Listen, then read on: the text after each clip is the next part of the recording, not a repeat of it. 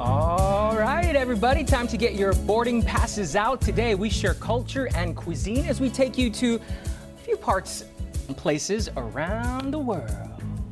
All right, on our first stop, we head to Africa. Oh, yeah, now Africa is one of the most diverse places on the planet. Filled with wildlife, history, and many different cultures, Africa is the second largest continent in the world, both in size and population, with 54 countries and more than 1.3 billion people. It's often thought to be the birthplace of humankind. Now, mostly known for its wildlife, Africa is where you'll find some of the largest mammals. You saw there the giraffe, the elephant as well. Now, it's also known as one of the driest and hottest places in the world. It is home to the Sahara Desert and the Nile River, and also located on the border of Zanzibar and Zimbabwe. That is where you'll find one of the 7 wonders of the world, right there, Victoria Falls. Wow. So get your good day boarding pass ready as we journey to Africa. Beautiful. And yes, and our Good Day Around the World show continues there. We're gonna head to a local store that has items from different parts of the world, including Africa. Yeah, so our tour guide, Ashely Williams, is there with a little bit more. Hi. Hi guys, good morning. Welcome to Zanzibar, or I should say specifically this weekend or today. Welcome to Africa. We're going to take you to 2 different parts of Africa, and we're going to start with South Africa. This is Scott, owner of Zanzibar. Scott, good morning. Good morning. We didn't see you long ago, but I said, hey Scott, we might be coming back on May 1st to talk about some things. So I'm so excited we could be here with you this morning. So we're going to start with South Africa.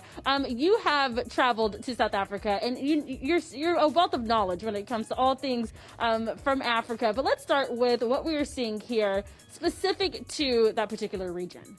These are baskets from Kwazulu Natal, which is the northeast corner of South Africa, made by the Zulu people.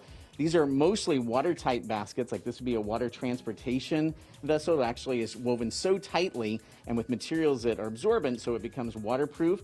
We also have baskets such as these. It would be used for containing herbs or grains, medicines, and they allow airflow through.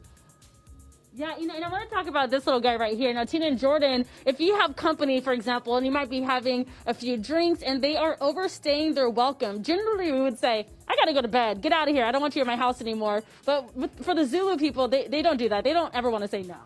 Absolutely not. We would have a communal drinking mug of beer, low-grade beer, because it's potable water. But when you've overstayed your welcome, you drank too much, then the stingy pot comes out.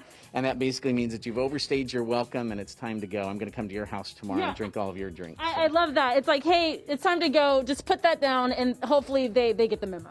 Absolutely. Okay. Now that we talked a little bit about South Africa, something that I'm really excited to show you guys is something from the Ivory Coast. We'll follow Scott Zintner back into this room. There we go. All right. So Scott, as we're entering this room, obviously we're seeing a lot on the walls here. What can you tell me about some of the things that we're seeing? Masks are just a small portion of a much larger ceremony where there's a costume involved, dance, specific dance steps available. None of the masks are negative or dark. They're all positive. They're all protective. They protect the individual, the family, the tribe, the secret society. None of them have any black magic meaning whatsoever. Yeah. No, they're absolutely beautiful, and it feels actually like we are in Africa when you see some of these things. So take a look at this wall. Tina and Jordan, you're going to see something called a pregnancy mask, and I just told Scott here a few minutes ago, I said I think this should be in every culture, but tell us a little bit about this. This is from the Gande people of West Africa.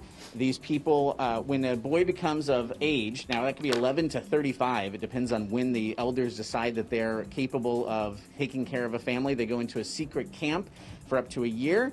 And one of the things that they do is they wear these pregnancy masks. It's a series of different size masks. They start out with a small one like this to imitate how their wife is going to be pregnant.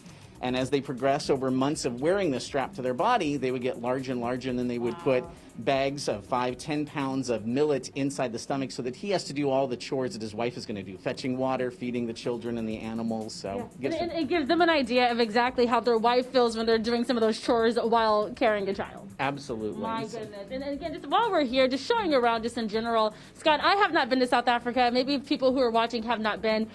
Or I should say the Ivory Coast. But what can you tell me just in general about the experience? And since we cannot go right now, take us there with your imagination. In West Africa, it's a diverse area, much drier than, say, East Africa where the rains are. So these people have settled as farmers. They're raising sorghum and millet. You would know those as like bird seed instead of raising, say, corn or wheat as we do. That's their primary crops.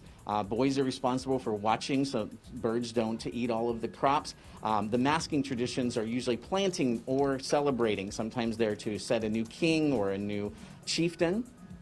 Yeah, wow. Scott, thank you so much. Again, guys, Zanzibar located just off of Broadway. Everything you are seeing, guys, is actually for sale, and for the most part, from local artisans and or came back directly from Africa. So, Scott, thank you so much. If people want to get in contact with you or give you a call and come do some shopping, how can they do that? Our website is zanzibartrading.com, or our Facebook is facebook.com/Zanzibar Fair Trade. Got it. If I had my passport right now, I would say, please stamp it. Bettina and Jordan, give me a fake stamp, please. Boom, there it is, stamped. We are good to go. I'm ready to hop on my flight and go to my next location. All There you go. right. I love it. So fun.